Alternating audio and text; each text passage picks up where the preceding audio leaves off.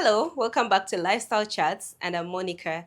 Thank you for tuning in, and please make sure to subscribe and also like, leave a comment because we have so many topics, so many amazing things coming up. We are also sponsored by the Bell Beauty app. Please make sure you go and download from your iOS or Google Play. Today on Lifestyle Chats, we have an amazing brand, and I'm sure most of you have seen this brand on your TVs, on your socials around Kampala, Uganda. It's a very unique brand that you wouldn't even think about. Bakiga Nation has grown into one of the most recognizable lifestyle and cultural brands in Uganda, celebrating heritage while inspiring a sense of identity and belonging. In this session, we'll dive into his journey, the lessons learned, and his advice for anyone aspiring to build brand that resonates and stands out.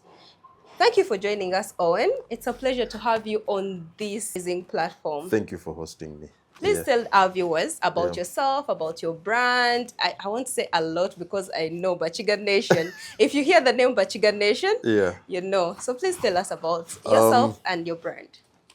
My name is Owen Bigombe, Katwesigye. I'm a Muchiga, then a Ugandan. Yeah. Then a Ugandan. Both my parents are Bakiga. I'm Christian. I pray with Miracle Center. And I love events. Yeah. Bottom line. I love bringing people together. Yeah? Yeah. That's hence Bakiga Nation? Hence Bakiga Nation. Wow. And many others. Yes. So tell us about Bakiga Nation in general. So Bakiga Nation is it's a platform. It's a social impact movement which bridges Bakiga that in Chigezi and those that have left Chigezi, who would be in Kampala or in the diaspora, basically to celebrate our culture. Wow. We realize that when we keep migrating further away from home, we adapt different cultures, different trends, different traditions, and with time, the tradition, the culture keeps watering down. Yeah. So before you know it, you're speaking too much English. Your kids are speaking too much English. You're married to a person that is not from your area. Yes. So it waters down. So why not create a platform where we all come, reminisce, learn about our culture, find a way of instilling the culture in the next generation, and also making culture feel cool so that it doesn't feel like, it's for old people, it's fake. No. You make it feel cool, and then it's able to be adapted by the youth and the next generation. That is really, really nice because I think in this generation, we tend to forget about our background, our culture. We tend to just adapt the Western. It feels cool to speak good English. It feels cool to just not speak like the way our Uganda speaks. Even on the internet, there's a way Ugandans, they make our accent. Ugandan English. Yes, the Ugandan English. And I know Bachigas have their own accent, have their own vibe and their own, when a Mchiga speaks, you really know Mchiga. Yes and no. Yeah. Maybe the tonation of the words is what may give it away a bit. And also, I wouldn't say that we should blame them, but it's really because of, like, if your first language has been probably Ruchiga for the longest time, then by the time you start studying English, it's a second language. So your accent is going to be closer to your mother tongue. So just like you'll hear a Nigerian speak, a Kenyan speaker, like this person is Kenyan, this one is South African.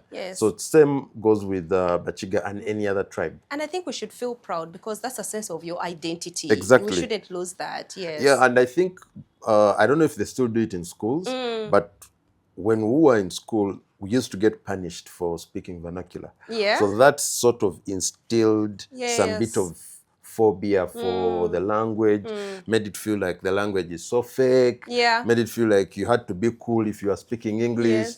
And then people came up with all sorts of accents, came up with all sorts of words. Person would speak flabbergasted, for example, and they feel they are too cool because they have said it. And the person they're speaking to, they don't even understand. What They're do you just even like, mean? okay, so that doesn't Just make say you you're fed feel- up, and then you move on. Yeah, that's right. Bakiga Nation has become a recognizable culture and lifestyle brand at the very beginning. What vision or values did you want the brand to stand for, and how did you define them? I think the core value was for us to be able to, one, unify the Bakiga. Yeah. Bring out the solidarity.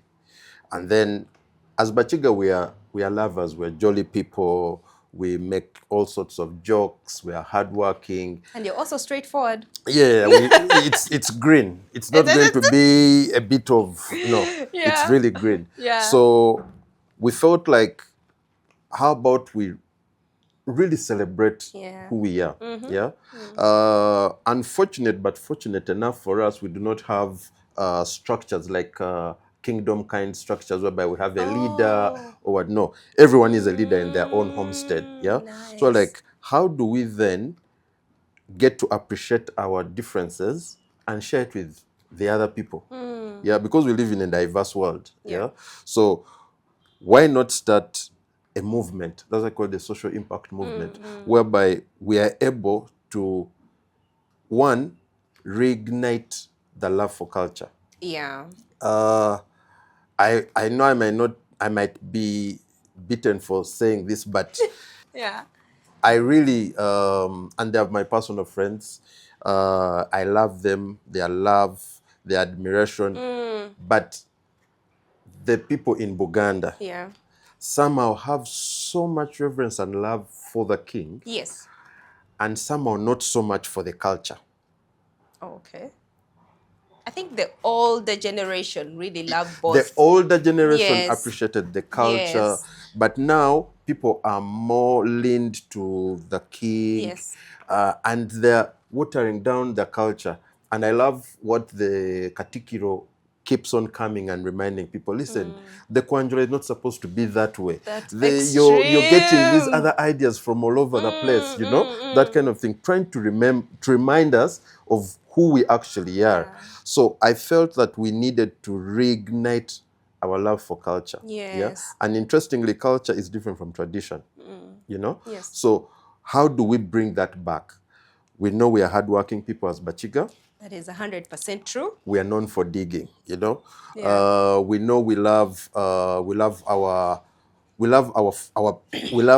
families. We are very, very neat. Yeah. Even when you have an extended family, you have let's say step brothers. Like, we always find a way of being together. Yeah. Nice. But leaving home, it really takes you off a bit. Yeah, because you're working in Kampala, you're working in the US.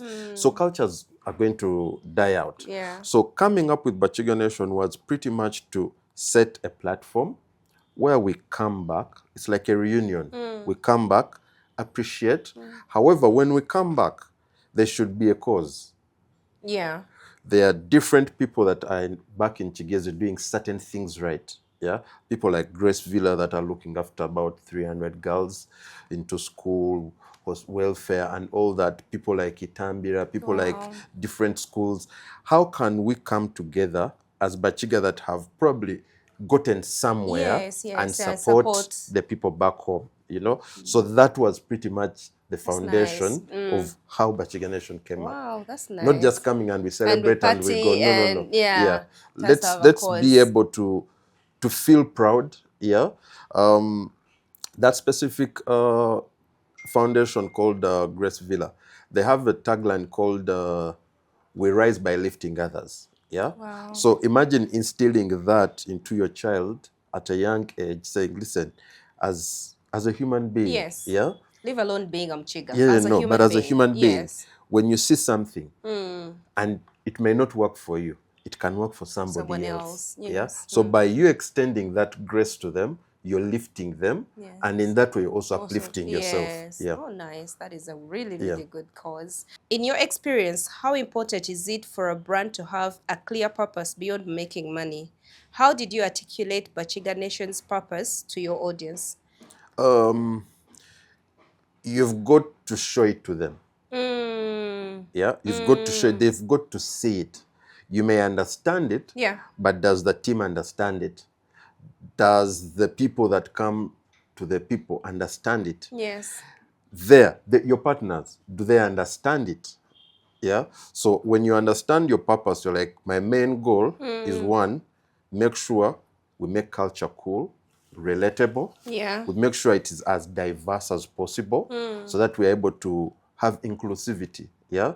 Let's have some Baganda come in. Let's have some Acholis come and sleep because we are married to them. Yes. We work with them. Yes. They've probably supported us here or there. So we're all living together. Yeah. Yes. And we're all as Africans. Yeah. As long as you have a neighbor, they are part of you. Yes. You know, today there's all these sorts of things. You cannot touch my child, but they say a village raises a child. So whether where you're absent, your neighbor can straighten up your guy. Yes. So those kind of things is who we are. Now, that purpose, you write it down and make it clear, right? It's about love, solidarity, togetherness. Yeah. Now that way, from the experiences, you go out and do these charity programs. They see, they watch you, and the next thing they're doing is, how can we be a part of that? Yeah. You do a cultural event, you bring these culture troops, you celebrate the people, get different artists that are coming up from the areas. They see them, they appreciate them. Now they know who they are. They know the purpose. They're like, okay, this is what we are. This is who we are as a people. Because whatever it is we're doing in Bakiga Nation is not just unique to Bakiga. It is unique to every person as long as you're a human being. Nice. You should be able to celebrate your culture. You should be able to celebrate your neighbor, not just know about your neighbor because they've lost somebody and you're like, oh, I didn't know you're in Uganda. No. Can you know your neighbor even before tragedy, even before an occasion like a wedding comes up and you're just invited as a neighbor? Let's have that union between ourselves, and then you never know what happens. Don't you think like now the community has really, really changed? Like now people live in fenced houses. There's no way you can go to that person and ask like, hello, welcome, or I'm new to this area. May I know you and all that? Don't you think like it has really changed? And how can we like make it better? It has positives, yeah, and negatives, of course. Yeah. Some people are really evil. Yeah. Yeah, true. But interestingly, growing up, you'd go to the village and then you would drive miles and then they're telling you, you see that home over there? Yeah. It belongs to so and so. Yes. You see that home over there? It belongs to so. And you're still like 100 kilometers away from your actual home. Yes. Nowadays, your immediate neighbor, you do not know them. True. Unless there is a function, which could be either somebody has lost somebody or they're having a wedding. If they choose to invite you. Because you can't invite yourself at the end of that day. Yes, if they choose to invite you. So that thing, again, yes, it's good to be independent. It's good to be private. But you need to understand that when you have a situation, you've been attacked in your home, the first person to come to your rescue is not police. Nope. It's your neighbor. Yes. So if you're not good to your neighbor, like the Bible says, love your neighbor as you love yourself. So if you don't love your neighbor, then you don't love yourself. Yes, I think that should be the ground. Of course, there's going to be wrong elements that will take advantage of that. Yeah. And interestingly, in some estates now, they are adapting it I think it's a good way. And I think they do it purposely for security reasons, by the way. Yeah. They create WhatsApp groups of people in that area, in that estate. Yeah. That's for organized estates, but not everybody has been privileged to stay in an organized area. But I would urge that everyone, if you're, let's say, on an apartment block, speak to your managers, or to the landlord, and for every tenant that comes in, you all be on a WhatsApp group. Talk, share.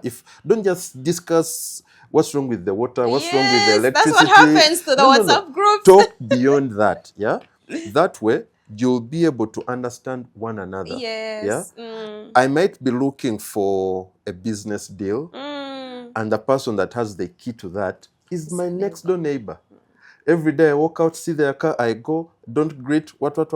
Come a day, I'm in front of a panel, and they're the key factors at the panel. That's so true. And they're like, That That guy, is so true. that lady. Yes, that You is get so me? true. So we need to understand that it's beyond, and that's where branding makes sense. Reason why you'll have another like Bakiga Nation, you'll have Bella Beauty. So that when I see you, I don't know you. Yes. Right? Yes. But I've seen the brand. Yes. Or maybe I don't know the brand. Yes. Now I'm interested in knowing what the brand is Like, about. what do you do? Yes. What does Bella Beauty now, do? what does that do? It's going to force you to act a certain way around people. That's because so true. when you act in a weird way, it's not going to be Monica. No. It's going to be the other lady of Bella Beauty. Yes. That one. Yes. That one. Yes. Yes. There's a problem. Yes. You get that kind of thing. Yes. So we need to understand that we ourselves are brands. That is as so human true. beings. Yes. We are brands. But what makes us better is having Ubuntu. Understanding that if I'm driving and then there's a person that needs to cross and I don't stop, probably the few seconds I would have stopped. The person just needed to cross and get medicine. Yes. You get that? Yeah. But here I've driven off. I'm like, I'm fast. I'm in a rush. Yes. Same goes for, we shouldn't be honestly having the big traffic problem in this city. But we're having it because everyone is impatient. So when everyone is impatient, no one is going anywhere. True. So we have to understand that on top of us being human, we represent something bigger than us, which could be your family, which could be your kids, which could be your company, could be your church, because it doesn't make sense preaching all this, looking so nice, so clean, and all that, and then you go back home and your home is it's a mess. Yeah. How do you balance staying true to your cultural brand while also making it appealing to a broader, possibly a global audience? Like I said, the goal was to make culture cool. So one, stay true to that. Not at any one point should it be seen to be boring. Because when it's boring, guys are going to move on. Yes. And also have clear goals. Clear set out goals. You know what you want to do, you know what you want to achieve, and stick to it. Yes, there will be so many ideas that will come along the way. Onboard those that are important to the goal. Not those that you feel will deviate from the goal. Because once you deviate from your goal, you don't know where you're going, because now you're being diverted by something foreign. Stick to your goal and continue with it. How it's able to evolve and become relevant and global is, I think, because we move. Again, brands are human or have a human nature to them. When I leave Uganda and go to Kenya, right? I don't stop being Ugandan. Anyway, I even need my passport to go to Kenya. When I get a problem in another country, the first thing is, by the way, I'm Ugandan. That's the brand. We'll discuss any other thing later. First, it is I'm Ugandan. I'm not part of this chaos. For example, that's going on. No, me, I'm Ugandan. No, me, I'm a visitor. I'm just visiting. Exactly. Guys, I'm not. So we have to understand that for you to go global, you've got to be appealing again to the global market. What is the global market saying? The global market understands festivals for good quality of sound, good quality of artwork, and all that. Can you do the same in your own event, for example? If you're going to support, say, I'll bring up Grace Villa a lot because we work closely with them. If you're going to support Grace Villa, Grace Villa is not known just in Uganda, it's known globally. So they are going to talk about their partners. So if they speak about their partners, they will mention you, your organization. Automatically, if you're mentioned on a global stage, someone is going to pick attention. What is that? Branding, again, is presentation. How the logo looks like.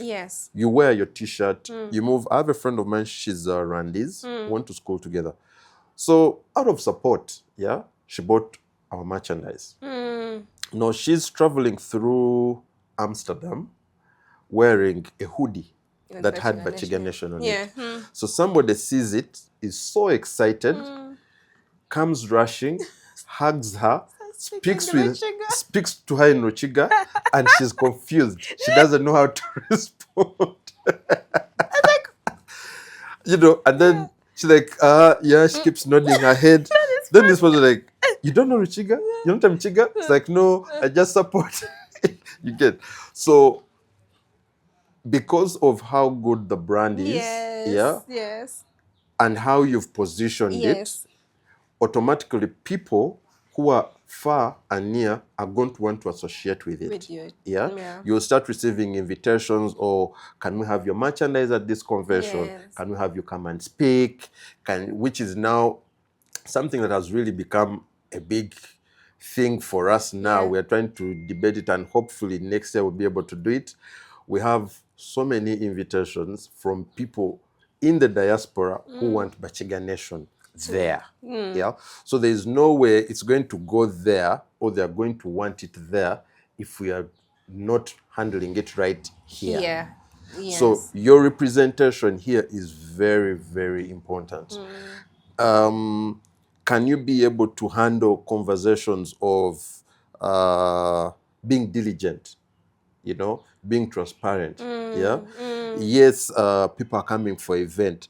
When they lose something, can you be able to find a way of... We have something whereby when you lose something, you deliver it to this desk, and then after we pick them up, share on social media, please, your ID, your this, please pick it up from here. At the event. At the event. Wow, and even after. Nice. That's something that is... I may not have lost something, but I'm going to feel safe. Yes, it's like you're giving great customer experience. They're like enjoying. Even if I lose something, I know I'm going to find it. And there's this whole joke around, you can't lose anything in Bakiga Nation because they will beat you. Everyone is vigilant and stuff. So that way, you do small things. Sometimes they may not seem as important. I'll tell you something that is something that someone might overlook. At such big gatherings, nobody really cares about how clean the toilets are. All they have to do is make sure the toilets are there. But we have a dedicated team that is there making sure the toilets are clean and everything. So somebody will come and say, by the way, you guys have very clean toilets. And that will be their highlight. But they are clean because you want to protect the brand. You don't want to be associated with something that is not clean, or to make it seem like we don't care. So that way you're going to get a lot of attention, and therefore people will move the brand to places you didn't even expect. So what I'm getting is that you have to give great customer experience or great customer service. You have to care in order for your brand to really stay strong. You have to care. Relevant. If somebody gives feedback, if you feel it's bad, reach out to them. Understand what happened.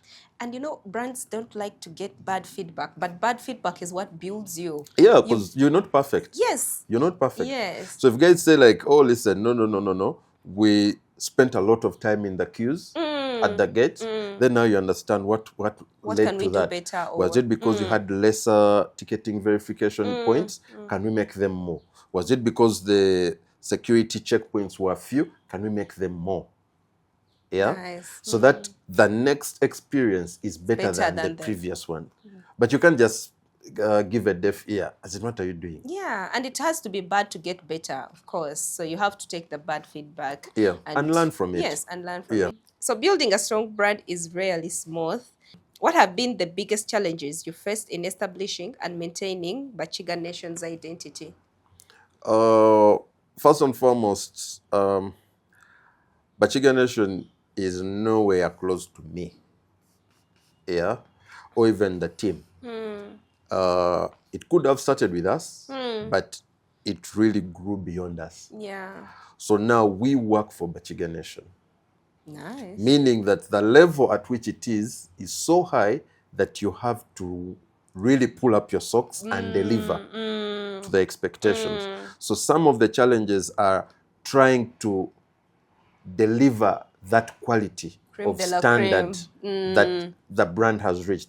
Because you're not going to put your brand up. It's the people. It's your fan base. Those are the people that literally own the brand. You don't own it. Because all you did is bring it to life, and they took it up. There are people, I don't know if you've seen the taxis that have Bakiga Nation, and then they'll have like a number plus another number, and they have an equal to the exact, to a totally different number. I have no clue who those people are. And it's a full-fledged company. Wow.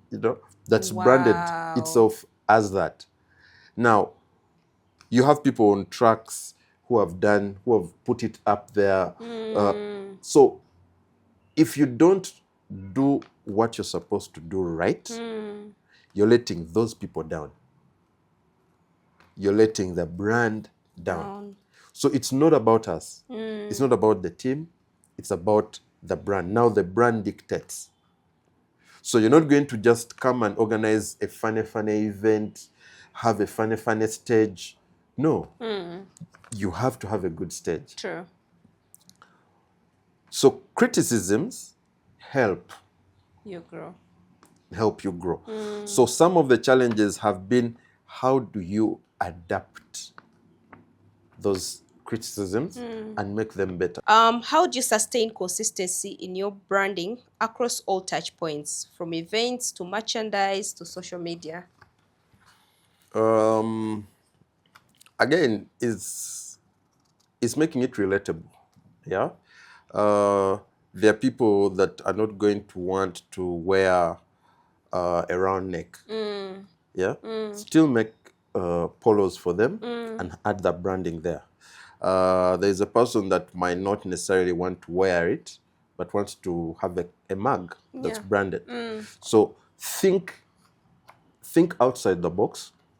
And listen to your people. And listen to the people. Listen to what moves. The females want probably a tank top. Make those for them as well. Because she might not want to wear your funny V-neck. She might want something cool. Make it cool. Hoodies, the same. Social media engagement is very important. These people feel like when they engage with the brand, they're feeling, they feel heard. So they come there, they will ask questions, respond. Yes. Post. Talk about different highlights. Understand people. If there are people, for example, there's like a gentleman who's called Abra. From the first event, this is 2016 June, he's always the first at the venue. From the first event. What? He will always be at the venue the first. Wow. Now, it becomes very, very irresponsible of you if you fail to notice such a person. Yes. You get my point? Now, it is those situations. And I remember there's a time, I don't know whether it was 2018 or 2017. I don't know what happened, whether he had gotten an accident or he became very, very, very, very ill and was admitted. And we got to know about it. We had to go there and visit him and see him. It is those small things that literally keep the people feeling like there's some bit of belonging here. Don't preach solidarity and you're not doing it. Yes, they feel valued. Exactly. If somebody loses someone, a friend, a father, be present if you can. Send a small message if you can. Support in whichever way you can. That way people feel like they belong to something, because what we're creating here is a community. So this community should be able to support each other, work together. Interestingly, like the people, how we choose vendors. For the events. One, you're supposed to be a Mchiga. That's for starters. Two, if you're not, at least be affiliated to Mchiga. Wow. You're not a Mchiga, don't go going vending at Bakiga so Nation when you events. come, when I'm a Mchiga and I come to the event and I find you selling meat, oh, so you do this on a regular? Okay, let me have your number. It's very good meat. Can you do outside catering? Yes. You've expanded your business beyond just the event. And do you do that because the person is going to come to buy from the vendor speaking Ruchiga? No. Okay. We do it because it's the only platform we can give them where we'll bring all these thousands of people and they'll interface with them in a go. Okay, makes sense. Yeah. So, yes, no offense to other good service providers that are not Bakiga, but we need to be able to support our very own. And also stand with the brand. It's Bakiga Nation at the end of the day. Yes, but also be able to support our very own. Yeah. If you're selling, there's a lady that does coffee. Yeah. She has her 5 to 8, but she loves the whole coffee business and teas. Have a platform. Yeah. Come, sell your product. Next time when I have a family gathering, I'm looking for caterers. Can you please come and make coffee? Come make coffee. Yeah? Your business has expanded. Yeah. Yeah? It's like you're raising them to also meet their target client at the event. So automatically that brings engagement. Yeah? So you're going to have strong presence because people are having engagement, people are talking, people and then interestingly, people, it's like a big reunion. I remember when we've been celebrating 10 years and someone like sent me a screenshot of someone that was sharing their testimony and said they came to Bakiga Nation in 2017. Wow. To one of the events. But also, Bakiga Nation is the organization. Yes. But the event is Rukunde Gumeho. Which means let love prevail. So when they came, they bumped into some people they knew from back home and whom they studied with, whom they hadn't been in touch with for a very long time. And from there, they were able to start an investment club. And as of the time they made they were sharing their story, which was, I think, 2021, they had assets of about 80 million shillings. What? Now, how is that person? That person's story is we were able to develop this investment club because we went for. So what if there was no Bakiga Nation? What if Bakiga Nation was having a very bad reputation? Probably these people wouldn't have come. Probably that investment wouldn't be there. Probably the beneficiaries of that investment wouldn't be there. So, but the platform Bakiga Nation gives goes beyond just the event that we see. Yeah? We have casual laborers who have families, yeah, who have dependents on them. Yes. So a person is going to come, work, get paid, he's able to support somebody at home. A vendor, same story. An artist is going to come and sing, he's going to get paid. An artist is going to come and, be his first big stage and will be recognized by a producer somewhere. Yes. And, life changes after that. That's all we have to do. Just present the platform. And connect people. That's it. And everything else becomes a ripple effect. It becomes a ripple effect. So you're not in a certain space and people are talking about Bakiga Nation. Yeah. Because of the experience and the impact that they have been able to experience. So if I've been impacted in a certain way, there's no way you will leave Bakiga Nation. Yeah, you're going to keep talking about it. Yeah, it will keep relevant simply because of people's impact of it. Have you ever encountered criticism about the brand or its representation of culture? Yes. Like that point when I was saying we had some artists that were not from Chikesia, and then guys are like, why are you doing this and all that. Also, different people saying, why are you doing it for Bakiga? Yes, I thought so. You're being so, And I'm like, listen, we started the movement. Yes. And what people don't understand is when we're starting the movement, the goal was one nation, which was a platform where all of us meet. And all the people, all the associations that you've had coming up. Yes. Empako Yange, Kwegonza Avenue, Iwachuheza, Nilotics Connection, West Nile Connect, Ankole Connect, Kadodi Carnival. There's another one for the Karamajong. Arul, I remember earlier this year. Yeah. I think earlier this year, I was at a Kigali Kampala convention, and I met a gentleman who is doing something for the Acholis, but says they picked the interest from Bakiga Nation. Yeah. Now, that was the goal. We start, and then others pick up the idea. Yes. You know? And luckily enough, they've been humble enough to come and even talk to us, ask for guidance. Yes. Yeah. And every time they've come, we've opened up the doors because I keep telling guys that what I've had to go through for 5-10 years, you shouldn't go through it because now I know better. Yes. Yeah. Yes. So when you come, you're willing to learn, you're willing to grow your brand. I'm like, listen, I have this partner. They're interested in cultural events. They can come on board. I have this sponsor. They can come on board. So you'll find that all of them, interestingly, literally it's like the same blueprint. Yeah.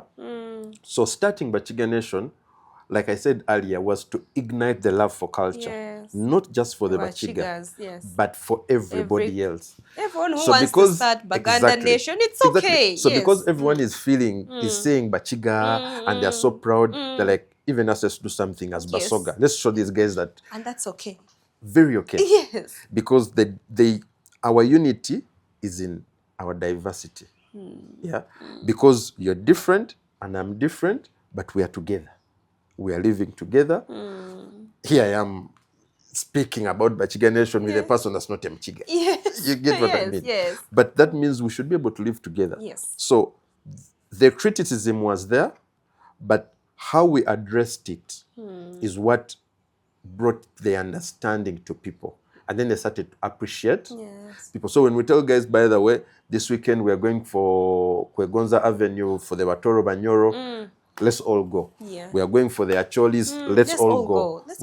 Let's all go. Yes. Because we are one. Yes. And interestingly, while Bakiga Nation is happening, probably 20-30% of the people that come are not even Bakiga. They're coming because their friends are Bakiga. Yes. They're coming to enjoy. And they like also the events. It's like a good experience. I'm coming to drink some bushera. Yes. When I go for Kadodi and to test some Malewa. Yes. What are the odds that I'm going to go to Mbale and test Malewa? But I'll test it here. At the event. Yes. If I go for Nilotics Connection, I'll test some Malakwang. You know? I love Malakwang. So if you don't know it, how will you else know? No. Yeah? It's another way to learn. Yeah. So those challenges were there, and the other challenges were politically aligned. Yeah. And I keep telling all these other guys that come up and want to do this, I tell them, culture cannot be politically aligned. And they'll never There's understand got to be a proper separation. Yeah. Yes. Culture is culture. It was a big, I can't even stress how a big issue that was. But interestingly, in a very humble and subtle way, you explain to the person. Yes. You're like, listen, I understand what you're saying is good. You want the support. I agree with you. I can only do it as an individual. I can't do it as an organization. And also, as an individual, I've got to also first believe in whatever you're trying to tell me. Yeah. It's not just going to be for the sake. And over time, they've come to appreciate it to a point that if you've been to, for example, Bakiga Nation, to the event, I can't count how many members of parliament and ministers have been there, and there will be no recognition whatsoever. Yeah. There will be no special entrance. They will all queue up. They will pay their 20K. That's nice. And That's they'll really, come really in. nice. And the fact that you guys don't even have like a king or what. Yeah, like It's let it be free. Yes, Yeah? yes.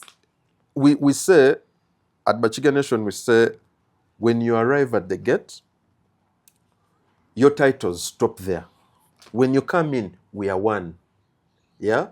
I am Owen, you're Monica. If you belong to the same clan, you're my sister. Yeah. If you don't belong to the same clan, you're a Muchiga. Yes. Or you're a friend. Yes. You get what I mean? Yes. We are all one. We are the same. That way, we are able to appreciate your strength. Yes. You appreciate my strength. And where you see my weakness, you're able to help if you can. So that's how it should be. Yeah. So those challenges were there, but we, slowly addressed them. Actually, recently a friend of mine who's a Mchiga reached out and said, how can you support like somebody who is interested in political aspirations? I was like, well, there's this policy. We don't. And she was like, oh, okay. That's okay. I respect it. Actually, that's actually very good. And I saw a post recently, and then I asked her, so your earlier inquiry, was it about this? She's like, yes, but I understood your position and I'm okay with it. And this is a person that is a regular to the event. Yeah. So that level of those challenges will be there. Yeah. The other challenge that we normally not pay attention to is money. Elaborate, please. Yeah. You see, at the end of the day, money is important. It's very, very important. So when you don't think about it, you're going to make mistakes. Yeah. Because every service is going to have to be paid for. No service is going to come free. Yeah. So you've got to understand the money conversation. And if you don't understand it, please acquaint yourself with people that understand it so that they help you. Because when they don't, you're going to be faced with situations. And you see, the money conversation doesn't know how big you are, doesn't know how smart you are, doesn't know how broke you are or how rich. No. Yeah. The money conversation is a money conversation. You're not going to explain to, for example, a government body like URA that, listen, you see... See, we have Bakigas like you guys, you know? It's not going, it's not going to work. Yeah. You get it? You have your obligation, supposed to pay it. That is true. You have a venue, you got to pay for it. You can't be explaining, listen, I'm still looking for the money. No. So you have got to understand the money conversation. And most of the time, because we are so passionate about what we are doing, we fail to pay attention to it. Or somehow give it a deaf ear. It's there, but you're refusing to pay attention to it. It's like that mosquito. You're hearing, you're like, no. No. I'm going to stick to my sleep, I'll sleep. Yeah. And eventually it will bite you. Of course. So you have to understand the money conversation. There, everything else, whatever big grand plan you have, will move smoothly. For someone starting out with just an idea or a passion, what's the first thing you would advise them to do when they're starting to build their brand? I was going to say money. Again, they should have money. I think understand that for anything you're going to do in life, it should be a solution. What does that mean? There's got to be a problem. So if you don't address a problem, it's just a matter of when, but it's going to fail. Yeah, true. So if you want to build a brand, for example, Bakiga Nation, it came out of the desire to reignite the love for culture. Where did that come from? Because I realized that we were actually deviating from culture. We were paying less attention to it. That was a problem. What was the solution? Have a platform that community can bring up this. Hopefully they will pay for this. Blue Band, everybody loved bread. Yes. But you just can't eat just dry bread. Yeah. So how about have some butter on it? Yeah. So the problem was you can't have dry bread. The solution is have some butter on it. Yeah. So Blue Band is there. They do the least advertising. They've not changed their brand, but you look for changed. They've brought some chocolate. They've added chocolate, yeah, I think but it's still Blue Band. Chocolate Blue Band. But it's still Blue it's Band. still Blue Band. Yeah, You know? So something like that. So identify the problem. Yeah. Find the solution, and then pick it up from there. Yeah. And do not allow your passion for your idea overrun reality. It's good to be ambitious, but try and operate within the means. Be realistic with yourself. Set realistic targets. That way, you'll be able to build a brand. Don't be very fast. It takes time to build a brand. Exactly. Yeah. Don't look at Bella Beauty and see them and imagine you can be better than them. Yeah. You have got to understand, but every brand is a competition to another existing brand. There's nothing you're coming up that has never been done. That's a lie. Innovating the wheel, no one. Yeah. So first understand what your niche is. Yeah. And grow it from your understanding. Learn, pick a few lessons, but grow it from, let it have a DNA. True. Yeah? Let it have a DNA. There are so many people that are doing beauty products. Yeah? But the reason why some are standing out and some keep failing, it's not about the money. Yeah. It's about diverting from your DNA. Yeah? Just like, you're not going to come up, even if right now there are 1 million babies being produced. Are they the first human beings? No. Yeah. They are going to breathe. They're going to use the bathroom. They're going to eat. Cry at night. Special. Same thing. You get me? Yeah. There's nothing special about them. Yeah. However, whatever is special is their DNA. Yes. That is what sets them Where apart. they belong to. You know? Their DNA is what will say, this is Owen. This is Owen's twin brother. In as much as they are twins, and they look alike, they're two different people. They are two different people. True. Owen A might love math. Owen B B love arts. might love even math at the same time. But Owen is more in accounting, Dan is more in physics. You get me? So understand what your DNA is and build your brand based on that DNA. Yeah? Bakiga Nation is built on culture. One Nation is built on culture. Yeah? Don't try and be smart. Don't get excited. Yeah? Because now it has become big. Now you feel now you should start doing now what I don't know. Yeah? But stay true to your DNA. True. And build your brand based on that. Yeah. For example, when you look at the logo, it's a woman with a hoe trying to dig. It's because we are cultivators as Bakiga. Like that's who we are. Yes. Yeah. That's our DNA. We are hard workers. We are people that love. That's who we are. So when you're building your brand, build it based on your DNA. Understand what the problem is, create the solution, then build it the way you think it should be. That is so. Everything else will become easy. I'm going to ask you something. Yeah? Please. You're going to speak in Ruchiga, yeah? Okay. You're going to speak in Ruchiga and tell us where to find Bakiga Nation, how if someone wants to reach them, the social media platforms, if there's any upcoming event, just let the viewers know. Yeah. Okay. Ruchiga. You want strictly in Ruchiga? I want Ruchiga. It's time for you guys to translate. Okay. Yeah. Amazina baranyeta Owen Bigombe, Katwesigye, ndio msiji wanangara kushatuka furukira kamwenje toro. Ndakora na Bakiga Nation. Bakiga Nation nekibina nekitongore ekira turundana kabakiga abenje murakimanya habwa rukunde gumeho kusha mwamurenda kurabya amakasimu kutureba ha social media turi ha Instagram turi ha X turi ha TikTok turi ha website www.bakiganation.org so kyone kimurenda mwamwine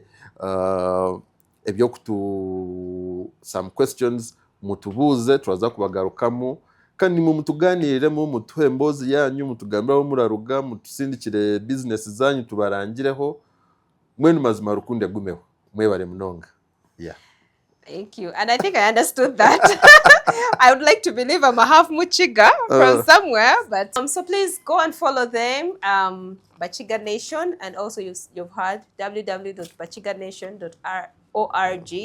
Yes. And please subscribe, leave a comment if you want questions for Owen here or Bakiga Nation in general. We will definitely reply to you. And download our Veil Beauty app and also follow us on Lifestyle Chats app. So thank you so much for watching this episode and we'll see you in the next episode. Bye. Thank you.